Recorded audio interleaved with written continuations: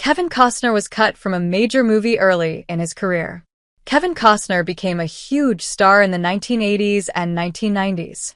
He embodied a good, dependable, all-American kind of guy, often playing golden boys in sports movies like Bull Durham, Tin Cup, and Field of Dreams. He also has a passion for westerns, winning Academy Awards for his sweeping romance between a Union Soldier and Native American woman, Dances with Wolves. In recent years, he starred in Yellowstone, a modern drama about a powerful ranching magnate. Most recently, he released his passion project, Horizon: An American Saga, Chapter 1, which flopped at the box office, but gained some traction on VOD. Like many up-and-coming actors, Costner's career began with a lot of bit parts or Z-grade movies with shoestring budgets. There was one role that could have opened the door to his eventual stardom earlier, but unfortunately, his scenes ended up on the cutting room floor. The Big Chill was directed by Lawrence Kasdan and co-written with Barbara Benedek. Kasdan had just penned the juggernauts, Raiders of the Lost Ark, and Star Wars. Episode 5, The Empire Strikes Back, and his dramedy follows former college friends reuniting at their friend's funeral after he takes his own life. Famously, The Big Chill features a rocking countercultural era soundtrack with artists such as Aretha Franklin and the Rolling Stones. Costner was cast as the central friend, Alex. His character was supposed to be surrounded by a stellar ensemble of actors including Glenn Close, Kevin Kline, William Hurt, Tom Berenger, and Jeff Goldblum, and while those folks ended up starring in the movie, Costner's face is never shown. He does appear in a blink-and-you'll-miss-it shot of his dead body, and several scenes were shot that would have given us more insight into his character. But while a few details survive about those scenes, they've never been made available on any DVD or Blu-ray special features. Kevin Costner played the friend everyone reunites to honor in The Big Chill. Jeff Goldblum once described one of Kevin Costner's major scenes in an interview with Yahoo Entertainment. "We shot this whole flashback when we're all together in our college days.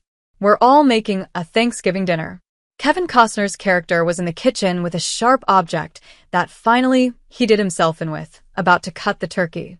And he was going to cut this perfect turkey. It was poetical and metaphorical. He's about to cut this perfect turkey, and we were all there kind of having a good time, and I think Glenn Close's character says, 'Hey Alex, we need you in here.' And he's there, and he can't bring himself to cut the turkey. It's whole, and it's kind of perfect. And he doesn't want to do it." There are pluses and minuses to including this scene in The Big Chill. Without it, we only understand Alex through what other characters say about him. We learn he turned down a prestigious fellowship to stick it to the man, only to feel left behind by his friends who went on to their own successes. An offhand line refers to his induction notice, inferring that he became eligible for the draft. It's likely he served in Vietnam and returned with physical and/or psychological scars. By not showing Alex, the audience can imagine him as someone they know and how their own friendship circle might be affected by such a tragedy. On the other hand, the scene would have let the audience visually witness exactly who Alex was and the depth of his internal conflicts.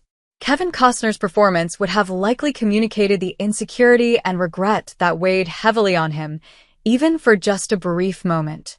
Silverado became Kevin Costner's big break instead. The effective removal of Kevin Costner as Alex didn't stop The Big Chill from becoming a celebrated ode to the turbulence of friendship and nostalgia for the promise of youth. But Alex's looming yet largely unseen presence still leaves us wondering what might have been.